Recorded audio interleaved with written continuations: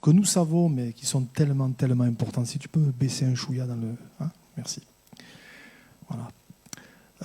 Je voudrais le faire au travers de deux versets de l'Ancien Testament qui nous conduiront vers 2-3 autres textes, mais je ne sais pas comment ça se passe pour vous quand vous lisez la parole, mais en lisant ces deux versets, plus particulièrement un, c'est comme si c'était ressorti. Voyez, et en général, quand c'est comme ça, je comprends que là, il y a des choses que le Seigneur veut me montrer, et certainement veut nous rappeler ce soir, veut nous montrer ce soir.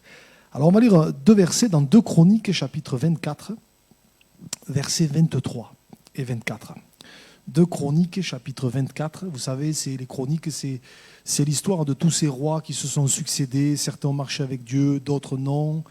Et toutes ces histoires, elles sont assez intéressantes parce qu'on voit ce qu'il faut faire et pas faire. Voilà. Et c'est pour ça que c'est intéressant de s'y arrêter et de regarder ce qui a fonctionné pour l'un, ce qui n'a pas fonctionné pour l'autre, et de se dire, ça, je le prends pour moi, afin que dans ma vie, je ne fasse pas les mêmes erreurs.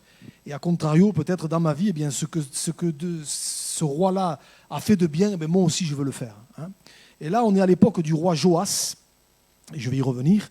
Il nous a dit ceci, quand l'année fut révolue, l'armée des Syriens monta contre Joas et vint en Juda et à Jérusalem.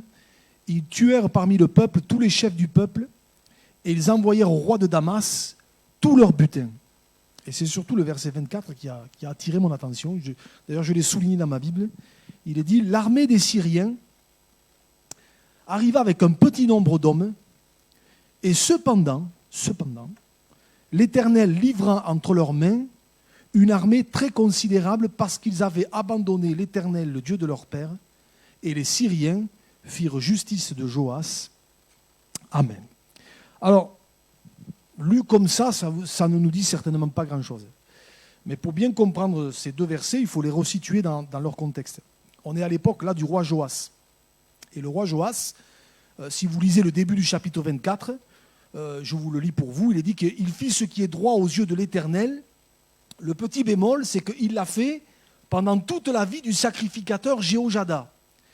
Et quand on lit ça, on se dit, tiens, là il y a un problème. C'est-à-dire qu'il a marché avec Dieu, mais il l'a fait tant que l'homme de Dieu, tant que le serviteur de Dieu était à ses côtés. Et quand vous lisez un petit peu la suite, vous vous rendez compte que cet homme de Dieu va mourir, parce que c'est le sort de tout homme, il va partir. Et à partir de ce moment-là, Joas, qui avait bien marché avec Dieu, va complètement dévier, à tel point, et vous lirez, c'est dans les versets qui précèdent, qu'il va même faire assassiner le fils de Jéhojada. Pour vous dire, c'est une histoire terrible, voyez, donc ça a mal fini. Et c'est dans ce contexte-là, un petit peu, qu'interviennent ces deux versets que nous venons de lire. Et je voudrais surtout qu'on s'arrête, on réfléchisse quelques instants sur ce verset 24. L'armée des Syriens arriva avec un petit nombre d'hommes, et cependant l'Éternel livra entre leurs mains une armée très considérable, parce qu'ils avaient abandonné l'Éternel, le Dieu de leur père. Si je résume, ce qui s'est passé là, humainement parlant, c'est pas logique. C'est pas logique. Les Syriens sont arrivés avec un petit nombre d'hommes, je ne sais pas combien ils étaient, la Bible ne le dit pas. En face, il y avait l'armée d'Israël qui avait une armée, et là c'est précisé, très considérable. Donc humainement parlant, le résultat aurait dû être le contraire de ce qui a été. Vous voyez, normalement, les Syriens n'auraient pas dû gagner, ils auraient dû être laminés, écrasés, mais c'est le contraire qui s'est passé. Et je crois quelque part que si la Bible prend la peine de souligner ça, de faire ressortir ce fait-là, c'est pour que quelque part ça puisse nous interpeller. Parce que la raison nous est donnée. Pourquoi alors qu'ils étaient en plus petit nombre, ils ont été plus forts qu'une armée considérable? La Bible nous dit que c'est parce qu'Israël avait abandonné l'Éternel, le Dieu de leur père. Donc la raison, ce n'était pas une raison, j'allais dire, militaire. C'était pas une raison, la victoire n'avait pas été remportée parce qu'ils avaient eu une meilleure stratégie ou quelque chose de ce genre-là. Non. La raison, elle était spirituelle. C'est parce qu'Israël avait abandonné l'Éternel. Et malgré le fait qu'ils étaient beaucoup plus nombreux, parce qu'ils avaient abandonné l'Éternel, ils ont perdu. Et quand je réfléchissais à ça, je me disais, il y a là quand même, un enseignement spirituel pour chacun d'entre nous encore aujourd'hui et qui demeure des siècles après. Et je vais un petit peu l'imager, nous donner un petit peu cette image, à savoir que la vie avec Dieu elle a fonctionné, elle fonctionne et elle fonctionnera toujours, jusqu'à la fin, avec les mêmes ingrédients. De quoi je veux parler? La vie avec Dieu, elle fonctionne avec la crainte de Dieu. Elle fonctionnera toujours avec la fidélité à Dieu. Elle fonctionnera toujours avec l'amour pour Dieu, l'amour pour sa parole. Elle fonctionnera toujours avec ce désir d'honorer Dieu, ce désir d'être droit, intègre, vrai, pur. Vous voyez, la vie avec Dieu, ça fonctionne avec ces ingrédients-là. Et quand ces ingrédients-là dans nos vies s'amenuisent, diminuent, disparaissent, vous pouvez avoir à côté tout ce qu'il faut. Un peu comme ici, là, ils avaient tout ce qu'il fallait, les Israélites. Ils avaient une armée plus considérable. Et bien même, malgré le fait qu'ils avaient tout ce qu'il fallait, qu'ils étaient plus forts humainement parlant, ils ont perdu. Et dans la vie spirituelle, c'est pareil. On peut avoir tout ce qu'il faut, on peut avoir une super église, on peut avoir tout ce qu'il faut, mais si on n'a pas les bons ingrédients, que sont ce que je viens de citer, là, la crainte de Dieu, la fidélité à Dieu, la consécration, mais vous pouvez faire tout ce que vous voulez. À un moment donné ou un autre, ça flanchera. À un moment donné ou un autre, ça craquera. Pourquoi? Parce que la vie avec Dieu, et on le voit ici, ce n'est pas une affaire de chiffres. Ce n'est pas une affaire de statistiques. Ce n'est pas une affaire de, quelque part, de tendance. Là, ici, la tendance aurait dû être que les Israélites étant plus nombreux, ils auraient dû gagner. Eh bien, ils ont perdu. Pourquoi? Parce qu'ils avaient abandonné Dieu. Et qui dit abandonner Dieu dit l'abandon de la fidélité, l'abandon de la consécration à Dieu, l'abandon de la crainte de Dieu, etc., etc. Et parce qu'ils ont abandonné tous ces bons ingrédients, ils ont perdu. Pourtant, ils étaient plus nombreux. Et dans la vie spirituelle, c'est pareil. On peut avoir tout ce qu'il faut. Oh, on a une super église, ça fonctionne bien, etc., etc. Mais si dans notre cœur, il n'y a pas la crainte de Dieu, il n'y a pas cette fidélité à Dieu, il n'y a pas l'intégrité de cœur, il n'y a pas de la droiture, il n'y a pas de la vérité, ça ne marchera pas. Ça ne marchera pas. Voyez. Je crois que ça, c'est important de le réaliser. Et c'est là qu'on en arrive à, et je voudrais faire le parallèle avec 2-3 autres textes, on en arrive à un autre texte que vous connaissez, dans le livre de l'Apocalypse, il est question au chapitre 3 de l'église de Laodicée. Alors l'église de Laodicée, pour la plupart d'entre vous, vous savez que c'était l'église qui était tiède. Puisse être-tu froid ou bouillant, parce que tu es tiède, je te vomirai de ma bouche. Mais quand vous lisez un petit peu entre les lignes, l'église de Laodicée, mais c'était une église qui était au top. Il y avait tout ce qu'il fallait. Vous voyez, il manquait de rien dans cette église. Et d'ailleurs, je ne l'invente pas. C'est eux-mêmes qui le disent. Regardez, Apocalypse 3, verset 17. Parce que tu dis, c'est Dieu qui parle à cette église, à ces chrétiens, et qui leur dit, parce que tu dis. J'ouvre une petite parenthèse. Réalisons bien, et je me le dis à moi en premier, que tout ce que nous disons, Dieu l'entend. Dieu l'entend. Et là, Dieu dit à ces chrétiens, parce que tu dis. Je me dis, si des fois on réalisait que tout ce qu'on dit, Dieu l'entend, peut-être ça nous éviterait de dire certaines choses. Voyez, mais je me le dis à moi en premier. Donc, parce que tu dis, regardez ce qu'il disait d'eux. Je suis riche, je me suis enrichi, et je n'ai besoin de rien. Voyez. Donc, il y avait tout dans cette église. C'était le top dans cette église. Alors, si on employait des mots d'aujourd'hui, on dirait, il y avait la super chorale, il y avait le super groupe de jeunes, il y avait le groupe des enfants florissants, il y avait des super musiciens, il y avait tout, c'était le top. Si j'employais des mots d'aujourd'hui, je dirais, Laodicée, à l'époque, c'était l'église top, c'était l'église où il fallait aller. C'était l'église à tout prix qu'il fallait aller visiter parce que c'était le top du top. Il y avait tout. Sauf que, et on le voit dans ce verset, oui, eux, ils disaient, je suis riche, je me suis enrichi, je n'ai besoin de rien, mais le Seigneur dit, et parce que tu ne sais pas que tu es malheureux, misérable, pauvre, aveugle et nu. Et quand vous allez un petit peu plus loin, c'est quand même dingue, c'est à cette église qu'il va être dit cette parole, Apocalypse 3, verset 20, on la connaît par cœur, voici je me tiens à la porte et je frappe, si quelqu'un entend ma voix et ouvre la porte, j'entrerai chez lui, je souperai avec lui et lui avec moi. Et vous savez ce que ça veut dire? Ça veut dire que le Seigneur était dehors. Vous vous rendez compte? C'est une église et le Seigneur n'était plus à l'intérieur, il n'était plus le Seigneur, il n'était plus le Sauveur, il n'était plus celui qui régnait, il était dehors. Et il était dehors pourquoi? Parce que peut-être sur le plan humain, il y avait tout ce qu'il fallait dans cette église. Il y avait tout qui fonctionnait, il y avait tout qui marchait, c'était le top, cette église. Ah oui, c'était le top. Mais il manquait le plus important, il manquait la présence de Dieu. Il manquait la présence de Dieu. Et je me dis quelque part,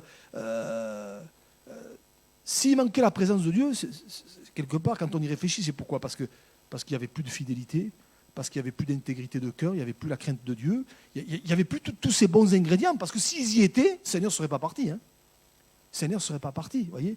Et quelque part, je me dis, mais ça doit nous interpeller, parce qu'on sait que cette Église, c'est l'image de l'Église des derniers temps. Vous voyez, comme quoi, dans le premier texte, Israël était plus nombreux, ils ont perdu. Et là, eux, ils avaient tout, et le Seigneur n'est plus là. Vous voyez, ça nous montre que la vie avec Dieu, c'est des ingrédients qui doivent être là, c'est des attitudes de cœur que j'ai citées, la crainte de Dieu, toutes ces choses-là. Quand ça n'y est plus, eh ben, vous pouvez avoir tout ce qu'il faut, ça peut fonctionner, ça peut rouler, on peut se dire oh, c'est bien ici, mais le Seigneur n'est plus là, quoi. Le Seigneur n'est plus là. Et c'est là qu'on en arrive à un autre point, là je voudrais peut-être insister un petit peu plus. On peut toujours essayer de... Moi je vais dire ça. On peut toujours essayer de rafistoler. On peut toujours essayer de trouver d'autres ingrédients. Alors là, c'est l'ancien pâtissier qui va vous parler. Dans une recette, on peut toujours essayer de remplacer un ingrédient par un autre. Alors bon, on va dire, bon, j'ai pas de ça, alors je vais remplacer ça par ça, tout ça. Souvent, c'est dangereux. Souvent, c'est dangereux parce que le résultat est... voyez, il vaut mieux rester aux recettes de base. Et pourquoi je vous dis ça? Parce que spirituellement parlant, c'est la même chose.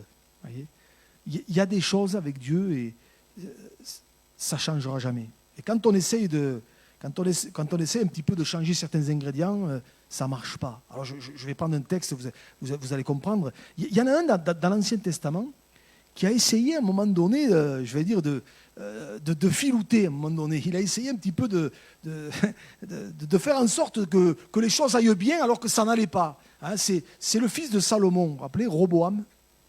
Alors Roboam, rappelez-vous, c'est ce roi qui a fait une énorme erreur au début de son règne, quand plutôt que d'écouter les conseils des vieillards, il a voulu écouter le conseil des copains et des copines. Vous vous rappelez un petit peu l'histoire. Et à partir de là, ça a été la catastrophe. Ça a été pour son règne une catastrophe. Ça a été terrible. D'ailleurs, c'est là qu'est intervenu le schisme en Israël. Et que Israël s'est séparé. Il y a eu d'un côté Israël, de l'autre il y a eu Juda. Tout ça, c'est parti de Roboam. Et ce qui est intéressant, c'est que devant cette situation, le règne de Roboam va commencer à décliner. Et à un moment donné, alors que la situation est pour lui un petit peu compliquée, il va faire quelque chose qui quand même doit nous interpeller. Regardez, on va le lire dans 1 Roi, chapitre 14, versets 25 à 28. Il est dit « La 5e année du règne de Roboam, Shishak, roi d'Égypte, monta contre Jérusalem. » Et regardez ce qu'il fait cet ennemi-là. Il prit les trésors de la maison de l'Éternel et les trésors de la maison du roi. Il prit tout. Il n'a rien laissé. Il prit tous les boucliers d'or que Salomon avait fait. Et regardez, c'est très intéressant. Si on passe vite, on ne fait pas attention. Mais quand on y réfléchit, le roi Roboam, c'était un petit malin, le roi Roboam. C'était un petit malin. Plutôt que de se remettre en cause, plutôt que de se dire, mais si j'en suis là, le roi Shishak, il est venu, il a tout pris, j'ai plus rien, j'ai tout perdu. Plutôt que de se dire, je vais m'humilier devant Dieu, je vais me repentir, je vais me mettre à marcher dans la crainte de Dieu, je vais faire un retour à Dieu, marcher fidèlement avec Dieu. Vous voyez, retrouver ces ingrédients importants, vous voyez, la crainte de Dieu, la droiture, tout ce qu'il avait abandonné, quoi. Mais qu'est-ce qu'il fait? Il a trouvé une feinte. La Bible dit qu'il fit à la place des boucliers d'or, il fit à leur place des boucliers d'airain. Et il les remit aux soins des chefs des coureurs qui gardaient l'entrée de la maison du roi. Et toutes les fois que le roi allait à la maison de l'Éternel, les coureurs les portaient, puis il les rapportait dans la chambre des coureurs. Alors, je résume vite fait, vous voyez. Plutôt que de se remettre en cause et de se dire, bon, j'ai tout perdu, je vais revenir à Dieu. Non, il a remplacé les boucliers d'or par des boucliers d'airain. Franchement, l'or et l'airain, c'est quand même pas la même chose. C'est quand même pas la même chose. C'est comme, alors je vais reprendre l'image de dimanche là avec les athlètes, c'est comme si vous donniez à un athlète qui a gagné la médaille d'or, vous lui refilez la médaille de bronze, quoi. Il va vous regarder, il va dire attends, c'est pas celle-là que je veux, vous voyez, c'est terne, quoi. Entre les reins et l'or, c'est pas la même chose, vous voyez. Une médaille d'or, une médaille de bronze, c'est quand même pas la même chose. Mais là, c'est un petit peu pareil, vous voyez. Il a remplacé l'or, ce qui est précieux, ce qui est important, il l'a remplacé par de l'airain, vous voyez. Je me dis, bon, alors peut-être si vous regardiez ça un petit peu de loin, si vous êtes un peu comme moi, un peu myope, vous allez voir Patrick, ça ira très bien, il vous arrangera ça. Je te fais un peu de pub. Voilà. Hein. Mais si de loin, vous êtes un peu myope comme moi, peut-être vous ne ferez pas la différence. Voyez. Mais quand vous vous approchez, vous dites, attends, c'est quoi ton truc là? C'est de l'airain, c'est pas de l'or, c'est pas beau, c'est terne, vous voyez. Et quelque part, je réfléchissais à ça, mais je me disais, mais sur le plan spirituel, si on ne veille pas, on peut faire exactement la même chose. On peut changer ce qui est précieux, on le remplace par autre chose. Il y a les ingrédients qui pour Dieu sont importants, on va les remplacer par autre chose. Et dans la vie chrétienne, c'est vite fait de remplacer la consécration, la droiture, l'intégrité, la fidélité. On peut le remplacer par tout un tas de choses. Hein. Je vais vous en citer 2 ou 3. On peut remplacer tout ça, par exemple, par de l'activisme spirituel. Ah, je fais ça pour Dieu, je fais ça pour Dieu, je fais ça pour Dieu, etc., etc. Vous vous rappelez ces gens dont Jésus va parler, à qui Jésus va dire, n'avons-nous pas chassé des démons? N'avons-nous pas prophétisé par ton nom? N'avons-nous pas fait beaucoup de miracles par ton nom? Et je leur dirai ouvertement, retirez-vous de moi, vous qui commettez l'iniquité, je ne vous connais pas. Vous voyez, donc quelque part, voilà des gens qui, au niveau de la crainte de Dieu, ce n'était pas ça, hein, puisqu'ils commettaient l'iniquité, Jésus le dit. Au niveau de la droiture, de l'intégrité, de la consécration, ce n'était pas ça. Mais à côté, ils faisaient plein de choses pour Dieu. Ils faisaient plein de choses pour Dieu, vous voyez. Et Jésus ne s'est pas laissé tromper, vous voyez. C'est un petit peu la même image de Roboam qui a changé les boucliers d'or par des boucliers d'airain. Si on ne veille pas, quelque part, on peut, dans notre vie chrétienne, à un moment donné, on peut faire la même chose. On peut remplacer ce qui est important pour Dieu, toutes ces choses, tous ces états de cœur qui sont importants pour Dieu, on peut les remplacer par de l'activisme. Alors on fait ça, on fait ça, on fait ça, on fait ça. On est partout. C'est bien de servir Dieu. Encore faut-il le faire avec le bon état de cœur. Parce qu'on peut faire des tas de choses pour Dieu sans consécration. On peut faire des tas de choses pour Dieu sans droiture, sans intégrité. Vous voyez, on peut en faire des choses, mais en n'ayant pas les bonnes attitudes de cœur, les bons sentiments de cœur, voyez, on remplace par de l'activisme spirituel. On peut remplacer aussi tous ces bons ingrédients par, moi j'ai mis ça par de la compétence. Alors je m'explique, c'est bien d'avoir des compétences. Hein. Il vaut mieux d'ailleurs être compétent hein, dans le domaine dans lequel on est, mais on peut être très compétent et pas consacré pour un sou. Hein. On peut être très compétent dans un domaine, on peut être un super musicien, et puis avoir un caractère déplorable. Voyez, la crainte de Dieu, il n'y en a pas, etc., etc. C'est bien d'être compétent. Mais la compétence, ça ne remplacera jamais la consécration. D'ailleurs, j'ai toujours dit que je préfère quelqu'un de moins compétent, mais qui soit consacré, qui ait la crainte de Dieu, qui aime Dieu de tout son cœur, que quelqu'un qui soit hyper compétent, mais à qui vous ne pouvez jamais rien dire. Hein. Voyez, on peut remplacer facilement. Hein. Voyez, on peut remplacer ces bons ingrédients, hein, ce que j'appelle les bons ingrédients, on peut le remplacer aussi par de la technologie. Moi, je bénis Dieu pour la technologie. Hein. C'est super. Hein. Bon, maintenant, on a les vidéos proches, on a tout ce qu'il faut, etc. C'est super tout ça. Merci Seigneur. Ça nous rend bien service. Mais ça ne remplacera jamais. Ça remplacera jamais l'onction de Dieu. Ça ne remplacera jamais le cœur qu'il faut que nous ayons, hein, un cœur consacré qui aime Dieu. Ça ne remplacera jamais, quoi. Voyez. Et je crois que c'est important. Et mon frère, ma soeur, je crois que ça doit nous amener quelque part à nous interroger et dire, mais Seigneur, est-ce que j'en suis avec toi? Est-ce que ce qui est important pour toi, la fidélité, la crainte de Dieu, un cœur qui veut te plaire, qui veut t'honorer, enfin en tout cas, voilà, bon, il y a toujours des progrès à accomplir, ça c'est sûr, mais est-ce que ça se trouve encore en moi? Est-ce que ça y est encore en moi? Ou est-ce que quelque part, il y a des choses qui ont un petit peu disparu, ou en tout cas, ça s'est un petit peu atténué. Je crois que c'est important. Je crois que c'est important parce que la vie avec Dieu, c'est pas une affaire de, c'est pas une affaire de chiffres, c'est pas une affaire de, voilà, de choses humaines. C'est d'abord spirituel. Et Dieu regarde d'abord au cœur. Dieu regarde d'abord au cœur. Voyez, et ça, c'est des choses que les premiers croyants avaient compris. Ça sera peut-être le dernier texte qu'on va mettre. Regardez dans Acte 6. Alors là, c'est un autre contexte, mais moi j'aime bien l'attitude des apôtres. Il nous dit, en ce temps-là, le nombre des disciples augmentant, les hellénistes murmurèrent contre les Hébreux parce que leurs veuves étaient négligées dans la distribution qui se faisait chaque jour. Les 12 convoquèrent la multitude des disciples et dirent, il n'est pas convenable que nous laissions la parole de Dieu pour servir aux tables. Et là, regardez ce qu'ils vont dire. C'est pourquoi, frères, choisissez parmi vous 7 hommes de qui l'on rende un bon témoignage, qui soit plein d'Esprit Saint et de sagesse, et que nous chargerons de cet emploi. Et ils vont dire, et nous continuerons à nous appliquer à la prière et au ministère de la parole. C'est-à-dire que eux, ils ont dit, ce à quoi Dieu nous appelle, voilà, c'est d'abord d'être des hommes consacrés, des fidèles à ce à quoi Dieu nous a appelés, d'avoir des hommes de Dieu. Voilà. Donc on ne va pas commencer à s'éparpiller, à faire tout un tas de choses, à partir dans tous les sens. Nous, on va continuer à s'appliquer à ce à quoi Dieu nous a appelés, à ce qui est important pour Dieu.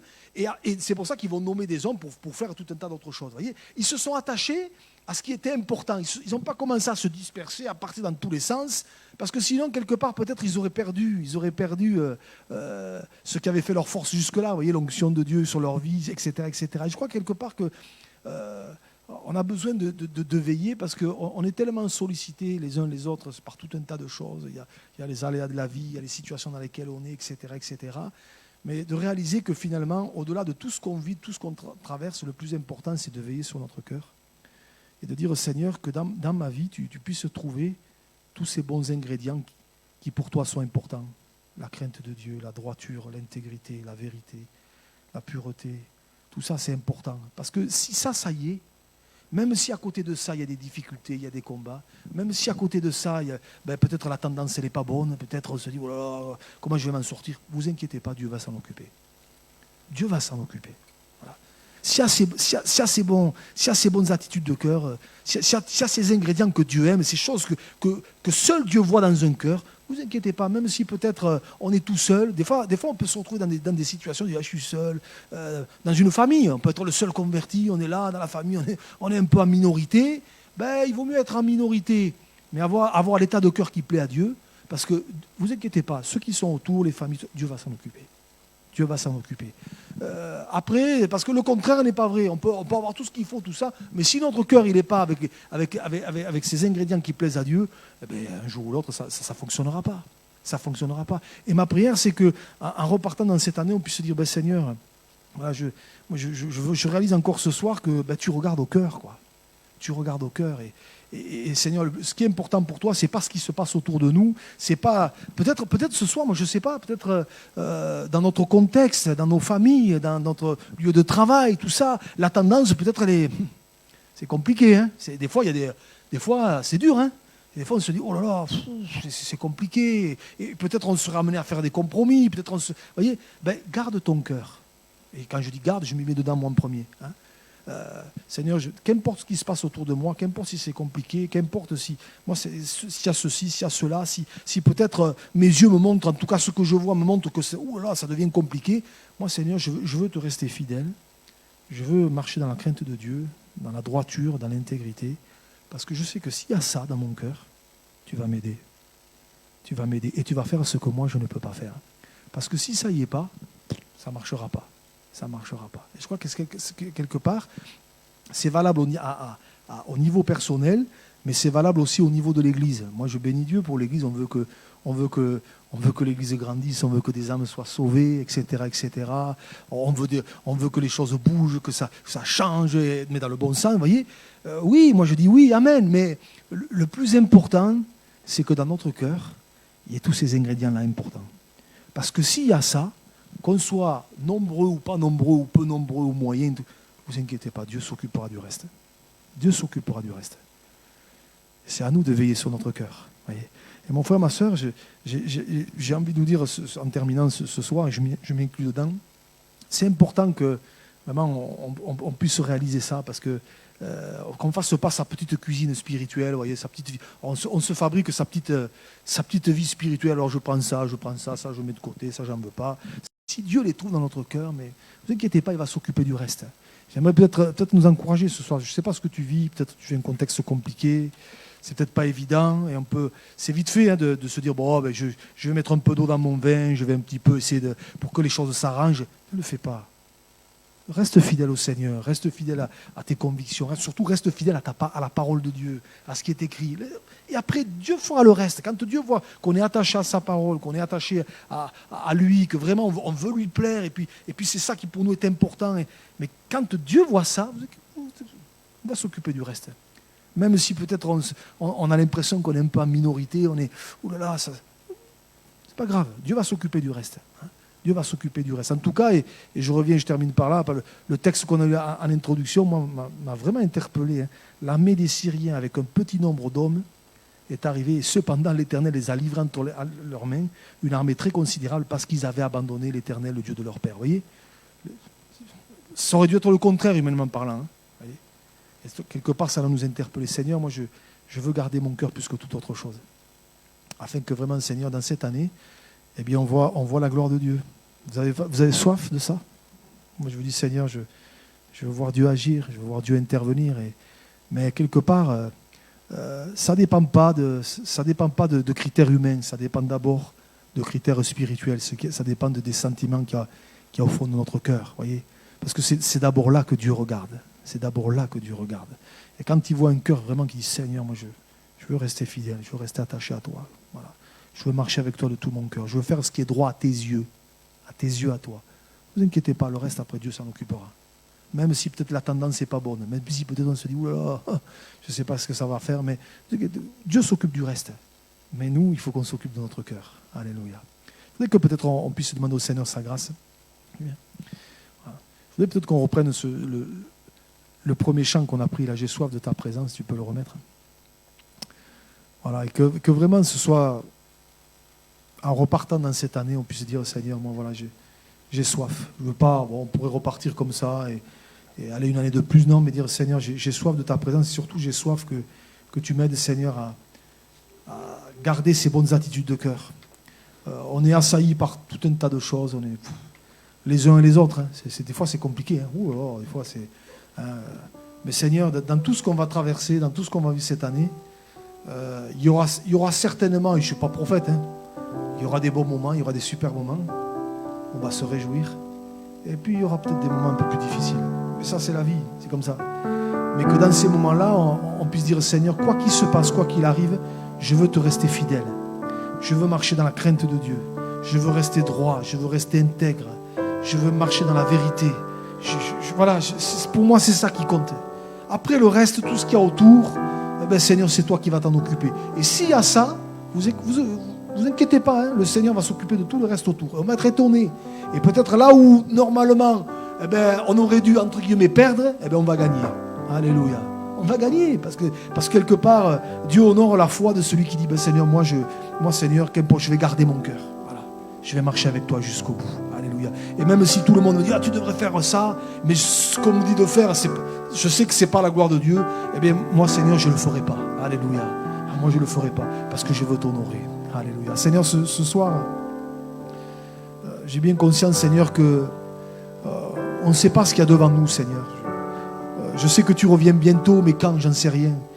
Mais Seigneur, dans ces temps où nous sentons que la pression s'accroît sur ton Église, sur tes enfants, où c'est tellement plus facile de faire comme tout le monde, Seigneur, avec ta grâce et ton aide, je te demande de nous aider, Seigneur, à garder notre cœur plus que toute autre chose, de tout mauvais sentiment, de tout mauvais, de choses qui te déplaisent, Seigneur. Aide-nous les uns les autres à rester fidèles, droits, intègres, purs, Seigneur.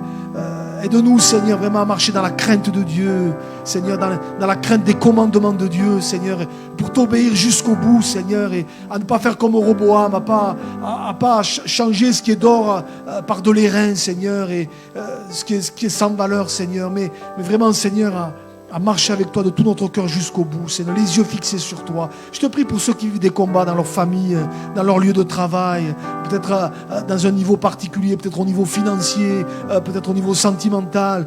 Que sais-je, Seigneur, tous ceux qui sont dans des luttes et des combats, Seigneur, je te prie que tu les aides, que tu les renouvelles, afin que, Seigneur, vraiment, Seigneur, les uns et les autres, tu nous aides à rester fidèles jusqu'au bout, les yeux fixés sur toi. Peut-être quelqu'un est sur le point de craquer, de dire j'en peux plus. Renouvelle ses forces, Seigneur, encourage-le, fortifie-le, Seigneur. Nous voulons rester, Seigneur, fidèles, Seigneur, à ta parole, fidèles, Seigneur, à nos engagements pour toi. Seigneur, on veut rester fidèles à l'engagement qu'on a pris un jour dans les eaux du baptême. Alors, Seigneur, à toi la gloire. Et si peut-être il y a eu des faiblesses et nous t'en demandons pardon. Mais Seigneur, merci encore ce soir. Parce que tu veux renouveler les forces. Tu veux renouveler le courage, Seigneur. Tu veux renouveler la foi. Seigneur, à toi la gloire. Au nom de Jésus. Au nom de Jésus. Alléluia. Peut-être avant de reprendre ce cœur, voilà, peut-être on est devant Dieu, on est entre nous, on est en famille ce soir. Mais peut-être mon frère, ma soeur, peut-être on a besoin de la prière, peut-être par rapport au contexte dans lequel on est. On se dit Seigneur, c'est compliqué. Mais lève-toi, on va prier, on va dire Seigneur, dans cette année, on veut voir ta gloire. Tu vois, dans ma famille c'est compliqué. Voilà, peut-être on est en minorité. Mais Seigneur, je veux rester droit. Et des fois c'est pas facile, hein, pas facile. Hein, oh là là.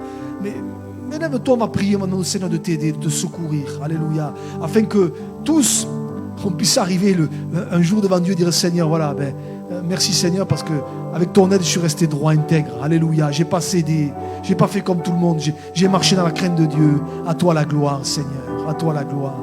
Seigneur, merci encore ce soir, parce que tu connais nos cœurs, tu connais nos vies, Seigneur. Tu connais nos fragilités aussi, Seigneur. Les uns dans un domaine, les uns dans un autre. Seigneur, aide-nous, Seigneur, aide-nous, Jésus.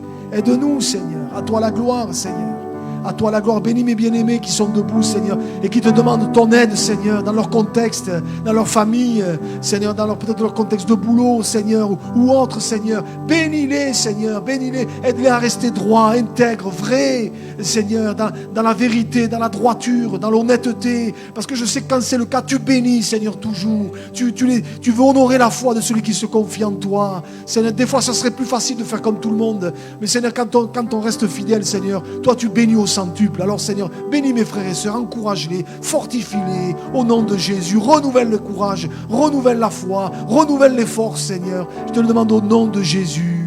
À toi la gloire, Seigneur. À toi la gloire, Jésus. On peut reprendre juste ce refrain, j'ai soif de ta présence. On veut lui dire encore dans cette année, Seigneur, j'ai soif de plus de toi, Seigneur. Alléluia, alléluia. Gloire à Dieu. J'ai soif de ta présence, Seigneur. divin. Ah Jésus, je veux plus de toi. De ma voix, dans ma Ah Seigneur, qu'est-ce qu'on ferait sans toi, Seigneur?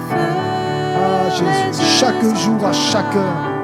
Chaque jour, à chaque heure. Oh, j'ai besoin de toi. Viens Jésus et demeure auprès de toi. On reprend j'ai soif.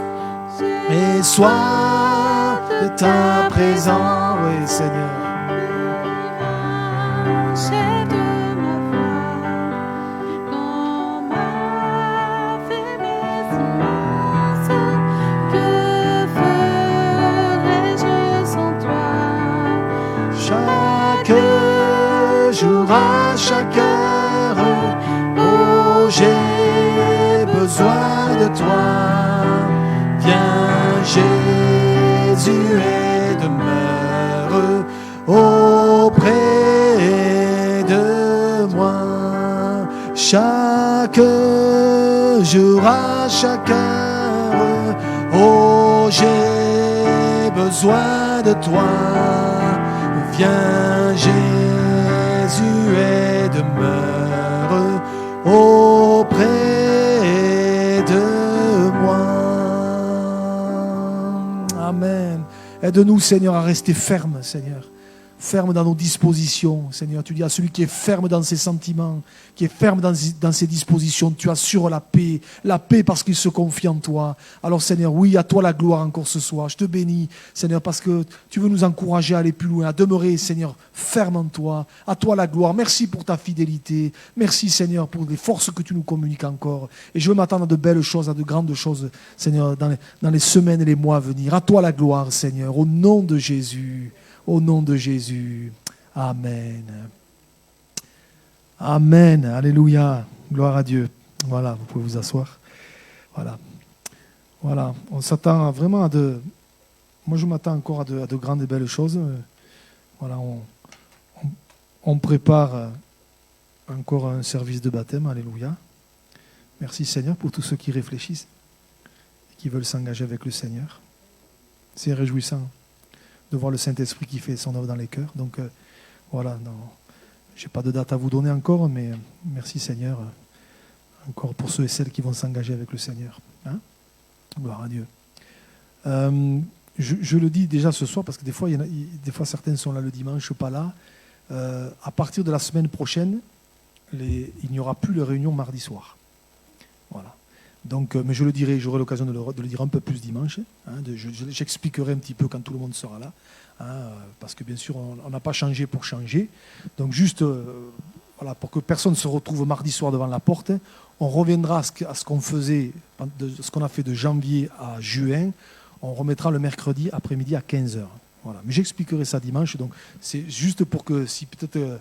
Voilà, quelqu'un n'est pas là dimanche, que mardi prochain, il ne se pointe pas, il va se retrouver devant la porte. Hein. Donc à partir de la semaine prochaine, ça sera le mercredi à 15h. Hein. Voilà. Et il y aura une autre réunion, mais j'en parlerai dimanche.